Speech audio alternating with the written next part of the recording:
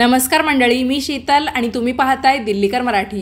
दरवर्षी नवरात्रीच्या 9 दिवसांमध्ये आपण आपल्या कुलदेवीची किंवा दुर्गा देवीच्या 9 रूपांची विविध प्रकारे सेवा करण्याचा प्रयत्न करत असतो, जेणेकरून देवी आपल्यावर प्रसन्न व्हावी, तिने आपल्या मनातल्या सगळ्या इच्छा पूर्ण कराव्या, तिचा आशीर्वाद आपल्या पाठीशी कायम राहावा किंवा आपल्या कुटुंबामध्ये कायम सुख समृद्धी नांदावी या उद्देशाने आपण देवीच्या सेवेची एक सुद्धा संधी सोडत नाही। म्हणूनच कुलदेवीच्या सेवा सुद्धा आपण भरपूर प्रकारे करू शकतो, पण यामधली सगळ्यात प्रभावी सेवा म्हणजे कुंकुमार्चन सेवा। आजच्या व्हिडिओमध्ये मी तुम्हाला नवरात्रीचे 9 दिवस आपण देवीवर कुंकुमार्चन कसं करू शकतो हे दाखवणार आहे। कारण भरपूर जणींच्या मनामध्ये प्रश्न आहे की एकदा की घट बसवला, देवीची स्थापना झाली की मग आपण त्यामध्ये देवीचा टाक ठेवलेला असेल, फोटो असेल किंवा मूर्ती असेल, आपण देवीला हात लावू शकत नाही, मग 9 दिवस कुंकुमार्चन कसं करायचं। तर या सर्व गोष्टींवर पर्याय म्हणून मी तुम्हाला अगदी साध्या सोप्या पद्धतीने 9 दिवस कुंकुमार्चन कसं करता येईल हे दाखवणार आहे। त्यासाठी व्हिडिओ शेवटपर्यंत पहा। चॅनलवर नवीन असाल तर सबस्क्राइब करा आणि आजचा हा अतिशय महत्त्वपूर्ण व्हिडिओ पाहत असताना सर्वांनी एका शब्दात देवीचा जय जयकार करायचा आहे। तर कमेंट्समध्ये लिहा जगदंब। चला तर मग व्हिडिओला सुरुवात करते। मंडळी, प्रत्येक कुटुंबातील स्त्रियांकडून आपल्या कुलदेवीची सेवा घडणं अतिशय आवश्यक आहे।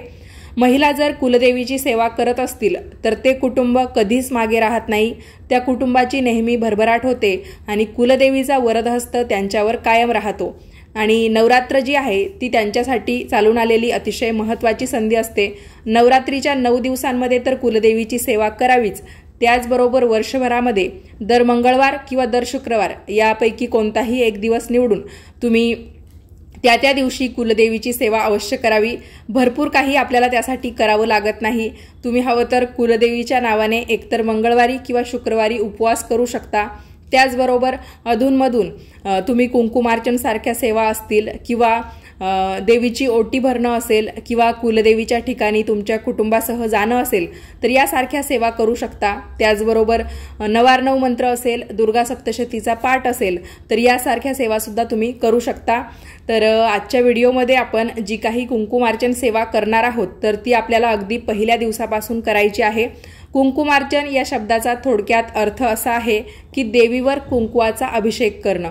जसं आपण अन्नपूर्णा देवी आहे तर तिच्यावर धान्याचा अभिषेक करतो, त्याचबरोबर इतर देवींच्या मूर्तींवर सुद्धा आपल्याला अशा पद्धतीने कुंकवाचा अभिषेक करता येतो। आपण फुलांचा अभिषेक करतो, त्याच पद्धतीने पाण्याचा किंवा पंचामृताचा सुद्धा अभिषेक केला जातो।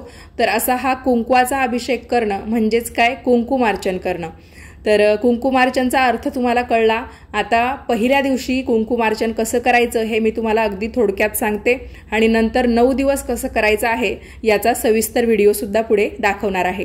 जसं की तुम्हा सर्वांना माहितीच आहे, नवरात्रीच्या पहिल्या दिवशी आपण आपल्या देवघरातील सर्व देवी देवतांच्या मूर्तींना विधिवतपणे स्नान घालून स्वच्छ कोरडं करून जिथे आपली नवरात्रीची घटाची मांडणी आहे तिथे विड्याच्या पानांवर किंवा मग लाल रंगाच्या आसनावर स्थापन करत असतो। यानंतर आपल्याला आपल्या कुलदेवीच्या टाकाबरोबर किंवा कुणाकडे फोटो असू शकतो, मूर्ती असू शकते, तर कुलदेवीसह बाकी कोणत्याही देवी देवतांना आपल्याला अजिबात हात लावायचा नसतो। फक्त दसरा येईपर्यंत आपल्याला त्यांची सतत सेवा करत राहायची असते। डायरेक्ट दसऱ्याच्या दिवशी आपण त्यांना स्नान घालत असतो। तर देवांना आपल्याला हात लावता येणार नाही। तर मग जेव्हा आपण सर्व देवी देवतांची घटाच्या पुढे स्थापना करतो तर सर्वात प्रथम जेव्हा आपण आपल्या कुलदेवीला स्नान घालतो, तिची मूर्ती असेल, टाक असेल किंवा फोटो असेल तर त्यांना स्नान घालून व्यवस्थित कोरडं करून घ्यायचं आहे। फोटो तर तुम्हाला माहिती आहे, फोटोवर थोडंसं पाणी शिंपडून घ्यायचं आणि फोटोला स्वच्छ पुसून ठेवायचं। आणि टाक जरी असेल तर तुम्ही तो एखाद्या ताटामध्ये थोड्या वेळासाठी उभा करून ठेवू शकता किंवा एखाद्या भांड्यामध्ये की ज्यामध्ये तो टाक उभा राहील। आणि मूर्ती असेल तर डायरेक्ट तुम्ही ती लाल रंगाच्या आसनावर ठेवली तरी सुद्धा चालेल, म्हणजे स्थापना करण्याच्या अगोदर। तर आपल्याला देवीच्या चरणांपासून मस्तकापर्यंत आपल्या उजव्या हाताची जी अनामिका आहे म्हणजे करंगळी शेजारचं बोट, त्याचबरोबर मधलं बोट आणि आपला जो अंगठा आहे, तर या 3 बोटांनी मिळून आपल्याला देवीच्या चरणांपासून ते मस्तकापर्यंत कुंकू वाहायचं असतं। तर आपण विषम संख्येमध्ये जसं की 5 वेळा, 7 वेळा किंवा 11 वेळा कुलदेवीच्या नावाचा सतत जप करत करत किंवा नवार्णव मंत्र म्हणत म्हणत ते कुंकू देवीच्या चरणांपासून मस्तकापर्यंत अर्पण करायचं असतं। तर मूर्ती असेल तर तुम्हाला हे एकदम सोपं जाईल। फोटो असेल तर तुम्ही काय करायचं, पाटावर म्हणजे भिंतीला टेकून तो फोटो ठेवायचा आणि त्याच्या खाली एखादा पांढरा शुभ्र पेपर तुम्ही ठेवू शकता आणि जसं आपण मूर्तीवर करतो त्याच पद्धतीने फोटोवर सुद्धा कुंकुमार्चन करण्याचा प्रयत्न करायचा आणि त्यानंतरच तुम्हाला घट मांडणीसमोर देवीची मूर्ती असेल, फोटो असेल किंवा टाक असेल तो स्थापन करायचा आहे. बाकी देवी देवतांच्या मूर्तीसुद्धा स्थापन करून घ्यायच्या आहेत. तर अशा पद्धतीने हे पहिल्या दिवशीचं कुंकुमार्चन होईल. त्यानंतर दुसऱ्या दिवसापासून कसं करायचं हे आता मी तुम्हाला सविस्तर दाखवते. पहिल्या दिवशी कुंकुमार्चन केलेलं कुंकू आपल्याला लगेच एखाद्या डबीमध्ये भरून ठेवायचं आहे आणि आपल्या कुलदेवीला घटाच्या समोर दसऱ्यापर्यंत स्थापन करून द्यायचं आहे. यानंतर आपल्या कुलदेवीला आपण अजिबात स्पर्श करायचा नाही, फक्त दररोज पूजा करत राहायची आहे. आणि हे जे कुंकू आहे कुंकुमार्चन केलेलं तर ते आपल्याला परत कधीच देवपूजेमध्ये वापरायचं नाही. तर या कुंकवाचा वापर तुम्ही तुमच्या कपाळी लावायला करू शकता किंवा तुमच्या घरी एखादा म्हणजे वाढदिवस असेल कुणाचा किंवा ज्या ज्या वेळेस आपण कुणाचं औक्षण करतो किंवा महिला त्यांच्या भांगेमध्ये सिंदूर लावत असतील तर भांगेमध्ये लावायला सुद्धा या कुंकवाचा वापर करू शकता. कारण देवीचं शक्तितत्व यामध्ये उतरलेलं असतं. त्यामुळे परत देवपूजेमध्ये हे कुंकू न वापरता ते आपण स्वतःसाठी वापरायचं असतं देवीचा आशीर्वाद म्हणून. खरा प्रश्न आपल्याला दुसऱ्या दिवसापासून पडेल. तर दुसऱ्या दिवसापासून कुंकुमार्चन कसं करायचं, तर जिथे तुमची घटाची मांडणी असेल त्याच्यासमोर तुम्हाला पुन्हा एकदा एखादा पाट किंवा चौरंग मांडायचा आहे. त्यावर लाल रंगाचा कपडा अंथरून घ्यायचा आहे आणि मध्ये तुम्ही एक पितळेचं किंवा तांब्याचं ताट ठेवू शकता.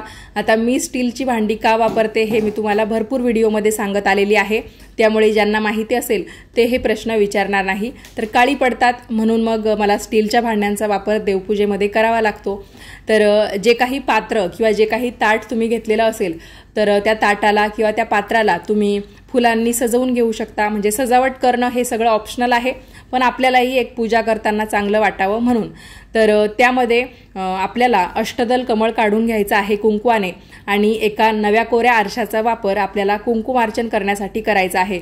तर असा छोटासा आरसा मिळतो, मग तो गोलाकारच पाहिजे असं काही नाही, जसा मिळेल तसा. पण नवीन कोरा हा आरसा असावा आणि या आरशामध्ये आपण पाहायचं नाही. आपलं प्रतिबिंब न बघितलेला आरसा आपल्याला पुढच्या 8 दिवसांसाठी किंवा मग पहिला दिवस झाल्यानंतर दुसऱ्या दिवसापासून दसऱ्यापर्यंत कुंकुमार्चन करण्यासाठी वापरायचा आहे. तर हा आरसा जो आहे तर तो सर्वप्रथम देवीकडे आपल्याला दाखवून घ्यायचा आहे. देवीचं प्रतिबिंब आपल्याला यामध्ये दाखवून घ्यायचं आहे आणि नंतर अष्टदल कमळावर हा आरसा आपल्याला स्थापन करायचा आहे. तर जोपर्यंत आपण यावर कुंकुमार्चन करत नाही तोपर्यंत आपल्याला या आरशाची पूजा करता येणार नाही. जेव्हा आपण देवीचं स्वरूप म्हणून याच्यावर कुंकुमार्चन करू तर त्यामध्ये देवीचं शक्तितत्व उतरेल आणि नंतर शेवटी आपल्याला या आरशाची पूजा करायची आहे देवीचं रूप मानून. तर आरशाऐवजी तुम्ही सुपारीसुद्धा घेऊ शकता किंवा तुमच्याकडे श्रीयंत्र असेल तर त्याच्यावर केलं तरीसुद्धा चालेल. पण आता देवीचे फोटो असतील किंवा टाक असतील म्हणजे बाकी देवी देवतांचे तर श्रीयंत्रसुद्धा त्यातच येईल, तर त्यालाही हलवणं माझ्या मते योग्य राहणार नाही. तर तुम्ही अशा पद्धतीने आरशाचा वापर अगदी सहजपणे करू शकता. आणि जे काही कुंकू तुम्ही कुंकुमार्चन करण्यासाठी वापराल तर ते शुद्ध असावं. शक्यतो हळदीपासून बनवलेलं कुंकू त्यातल्या त्यात तुम्हाला घरी बनवता आलं तर तेही वापरू शकता. आणि अगदी नाईलाजच असेल तर मग तुम्ही कुंकवाची योग्य पद्धतीने पारख करून घ्या आणि त्यानेच कुंकुमार्चन करा. तर आपल्या उजव्या हाताचा वापर करायचा आणि आपल्या उजव्या हाताचं जे करंगळी शेजारचं बोट आहे अनामिका, त्याचबरोबर मधलं बोट आणि अंगठा या तिन्ही बोटांना एकत्र करायचं. आणि हे तिन्ही बोटं जेव्हा आपण एकत्र करतो आणि ज्या पद्धतीने या टाकावर म्हणा किंवा या आरशावर कुंकू वाहतो तर ती होते मृगी मुद्रा. या मृगी मुद्रेने आपण आपल्याला हव्या तितक्या वेळा त्यातल्या त्यात विषम संख्येने जर आपण म्हणायचं झालं तर 5 वेळा, 7 वेळा, 11 वेळा, 21 वेळा किंवा त्याहूनही तुमच्याकडे जास्त वेळ असेल, तुमची इच्छा असेल तर तुम्ही 108 वेळा सुद्धा कुलदेवीच्या नावाचा जप करत किंवा 9 मंत्र म्हणत या आरशावर कुंकुमार्चन करू शकता. तर प्रत्येक दिवशी तुम्हाला अशाच पद्धतीने कुंकुमार्चन करायचं आहे. आणि तुम्हाला शक्य असेल तर तुम्ही ही जी पूजा मांडणी आहे ती दसऱ्यापर्यंत अशीच राहू द्या आणि हे कुंकू डबीमध्ये न भरता म्हणजे दसऱ्यापर्यंत म्हणजे जोपर्यंत आपल्याला कुंकुमार्चन करायचं आहे तोपर्यंत याच्यावर दररोज कुंकुमार्चन करत राहायचं आणि शेवटच्या दिवशी तुम्ही या आरशावरचं कुंकू उचलून घ्यायचं आहे. हवं तर तुमच्या मैत्रिणी असतील, तुमच्या घरामध्ये अजून सुवासिनी स्त्रिया असतील किंवा तुमच्या आसपासच्या तर तुम्ही सर्वांनी एकत्र मिळून, जसं आपण हरतालिकेची पूजा कशी सर्व महिला एकत्र येऊन करतो, वटपौर्णिमा सर्व महिला एकत्र येऊन करतो, त्याच पद्धतीने तुम्ही ही कुंकुमार्चनाची पूजासुद्धा म्हणजे 5 महिला म्हणा, 7 महिला म्हणा किंवा मग जास्त महिला एकत्र मिळून एकाच्याच घरी सुद्धा करू शकता, काहीच हरकत नाही।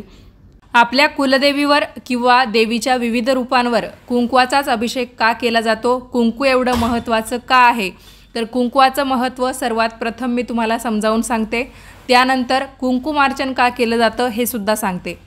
कुंकवामध्ये शक्तितत्व आकर्षित करण्याची क्षमता असते, म्हणून कुंकवाने जर आपण देवीच्या मूर्तीवर अभिषेक केला तर देवीमध्ये देवी तत्व जागृत होतं। शक्तितत्वाची निर्मिती ही लाल रंगाच्या प्रकाशातून झालेली आहे। देवींना लाल रंग अतिशय प्रिय आहे, त्यामुळे आपण सगळे शक्तितत्वाचे समर्थक आहोत। म्हणजे आपण देवीचे जे सेवा करतात त्यांना शक्तितत्वाचे समर्थक म्हटलं जातं आणि त्यामुळे आपण देवीची कुंकवाने पूजा करत असतो। कुंकवामध्ये असणाऱ्या गंधकातील सुगंधित वासाने ब्रह्मांडातील शक्तितत्वाच्या लहरी आकर्षित होतात। मूर्तीमधील सगुण तत्वाला जागृत करण्यासाठी लाल रंग तसेच देवी तत्वाला प्रसन्न करण्यासाठी गंधलहरी उपयोगात येतात, म्हणूनच कुंकवाला देवी पूजेमध्ये प्रथम स्थान दिले जाते। देवीला प्रसन्न करण्यासाठी कुंकू हे प्रभावी माध्यम मानले जाते। देवीच्या मूर्तीला कुंकुमार्चन केल्यावर ती जागृत होते। जागृत मूर्तीतील शक्तितत्व कुंकवामध्ये येतं आणि हे कुंकू आपण लावल्यावर याची शक्ती आपल्याला सुद्धा मिळते। म्हणजेच काय, देवीचा आशीर्वाद आपल्या पाठीमागे कायम राहतो। म्हणजेच जेव्हा जेव्हा आपण देवीला कुंकुमार्चन करतो तर ते जे कुंकू आहे ते आपण प्रसादाच्या स्वरूपात आपल्याकडे घ्यायचं असतं। आपण ते आपल्या घरातल्या इतर सदस्यांमध्ये सुद्धा वाटू शकतो किंवा आपण जर जास्त महिला एकत्र येऊन कुंकुमार्चन केलं तर सर्वांच्या घरी आपण ते कुंकू थोडं थोडं देऊ शकतो। यामुळे काय होतं, आपण कुंकुमार्चन करताना जे काही वाद्य वाजवतो किंवा देवीची आरती करताना आपण घंटी वगैरे वाजवतो, त्याचबरोबर कुंकुमार्चन करताना आपण जे काही मंत्रस्तोत्र म्हणतो तर मंत्रांचे उच्चार, पूजावाद्यांचे आवाज यामुळे आपल्या घरातली नकारात्मकता जाऊन सकारात्मकता येते, मनामध्ये प्रसन्नता येते। त्याचबरोबर महिलांना अखंड सौभाग्य लाभावं, त्यांच्या मुलाबाळांची किंवा घरादाराची प्रगती व्हावी यासाठी सुद्धा कुंकुमार्चन केलं जातं। तुम्ही जर जास्त महिला एकत्र येऊन कुंकुमार्चन करणार असाल तर दररोज काय करायचं, देवीची पूजा झाली की देवीला नैवेद्य वगैरे अर्पण करायचा, घटाला माळ घालायची, देवीला माळ घालायची आणि अशा पद्धतीने दररोज पूजा मांडणी करायची आणि तोच आरसा वापरून त्याच्यावर कुंकुमार्चन करायचं। म्हणजे जास्त महिलांनी एकाच आरशावर कुंकुमार्चन केलं तरी सुद्धा चालेल। कुंकुमार्चन झालं की या आरशाची एकदा पूजा करायची, म्हणजे ओवाळायचं, फुलं वगैरे अर्पण करायची आणि प्रत्येकीला थोडं थोडं कुंकू वाटून द्यायचं। जर तुम्ही घरातील 1-2च महिला म्हणजे घरातल्या घरातच जर दररोज कुंकुमार्चन करणार असाल दसऱ्यापर्यंत तर शक्य असल्यास ही पूजा तशीच राहू द्यायची। फक्त यातली जी सुकलेली फुलं जी आहेत ती काढून टाकायची, ताजी फुलं ठेवायची आणि त्याच आरशावर आणि पहिल्याच कुंकवावर कुंकुमार्चन करत राहायचं आणि एकदम म्हणजे दसऱ्याच्या दिवशी हे सर्व कुंकू तुम्ही उचलून एखाद्या डबीमध्ये ठेवा आणि हा जो आरसा आहे तो तुम्ही एखाद्या सौभाग्यवती स्त्रीला भेट म्हणून देऊ शकता किंवा तुमच्याकडे सुद्धा तो ठेवू शकता। जेव्हा जेव्हा तुम्हाला असं वाटेल की तुम्हाला देवीच्या फोटोवर किंवा मूर्तीवर कुंकुमार्चन करता येणार नाही, त्यावेळेस तुम्ही हा आरसा काढून त्याच्यावर कुंकुमार्चन केलं तरी सुद्धा चालतं।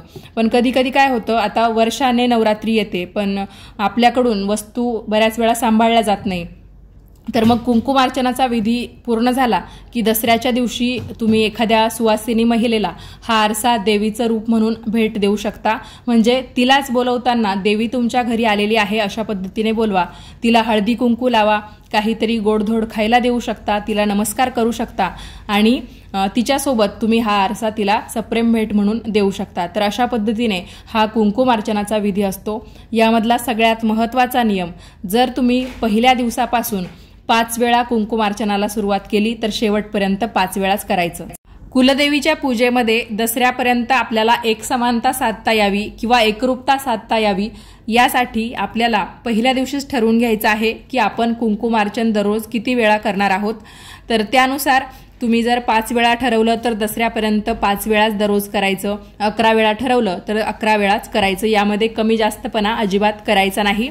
आणि अजून एक महत्त्वाचा नियम म्हणजे हे जे कुंकू आहे ते कोरडं वापरायचं आहे। बऱ्याच जणींना वाटेल किंवा ज्या पहिल्यांदाच करणार आहे त्यांना असं वाटू शकतं की हे कुंकू ओलं आहे की काय, तर अजिबात नाही, हे कुंकू कोरडंच आपल्याला वापरायचं आहे।